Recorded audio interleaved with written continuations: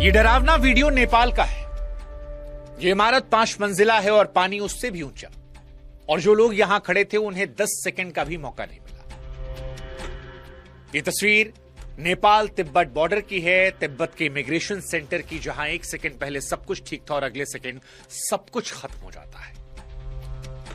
ये तबाही जो आज नेपाल ने झेली, इसे पूरी दुनिया ने आज देखा, और जब देखा तो दुनिया की रूह कांप गई, क्योंकि तिब्बत से निकला सैलाब नेपाल को रौंदता हुआ गुजरा है। हिंदुस्तान इसको लेकर इसलिए व्यथित है क्योंकि नेपाल के साथ साथ इसमें हमारे भी 105 लोग लापता हैं। वो लोग जो भोलेनाथ के दर्शन करने कैलाश जा रहे थे, अब उनके घरों का फोन नहीं लग रहा। 30 से ज्यादा जवान थाने समेत बह गए हैं। जो बचाने वाले थे वो खुद लापता है। 60 मजदूर सुरंग के अंदर थे और सुरंग के मुंह पर पूरी की पूरी नदी आ गई।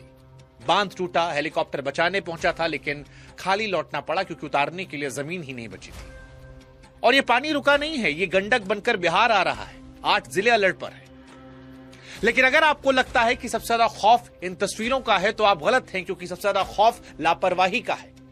13 महीने पहले इसी नदी में यही तबाही आई थी, जांच हुई थी, रिपोर्ट बनी थी। उस रिपोर्ट में लिखा था कि यह दोबारा होगा, लेकिन शायद सब कुछ रिपोर्ट में ही फाइल हो गया। और उसके बाद कुदरत ने वो दिखाया जिसका अंदेशा उसने पहले दिया था। इसलिए कुदरत का सरप्राइज नहीं है। नेपाल जो झेल रहा है वो डिक्लेयर की गई मौत है, बस तारीख आनी बाकी थी। और इसीलिए आज सवाल नेपाल की इस त्रासदी को लेकर है कि जब सब कुछ पता था तो सैकड़ों जिंदगियां उस रास्ते पर किसने छोड़ी? क्या यह प्राकृतिक आपदा है या फिर इसके लिए जिम्मेदार हैं हम? नमस्कार, मैं हूं शुभांकर मिश्रा और आज नेपाल के लिए सारी दुनिया दुआएं कर रही है। लेकिन दुआओं के साथ साथ आज हम ये समझेंगे कि यह पानी आया कहां से।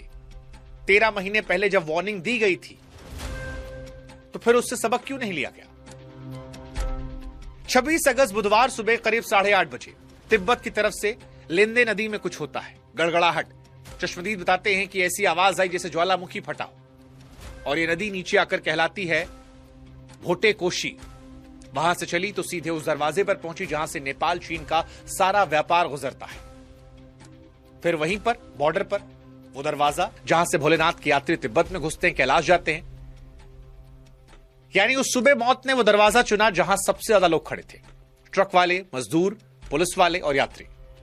इसके बाद 9 बजे रसू वागड़ी पहुंचता है ये सैलाब, और यहीं पर वो सीसीटीवी वाला सीन आता है। कस्टम, ट्रक, इमिग्रेशन सब बह जाता है। 9:15 बजे जिले के सबसे बड़े अफसर तक खबर पहुंचती है। तब तक पानी टिमुरे बाजार को निगल चुका है। और यहां पर एक बात नोट करने वाली, पूरी कहानी इसी पर है। उस दिन रसुआ में बारिश नहीं हो रही थी,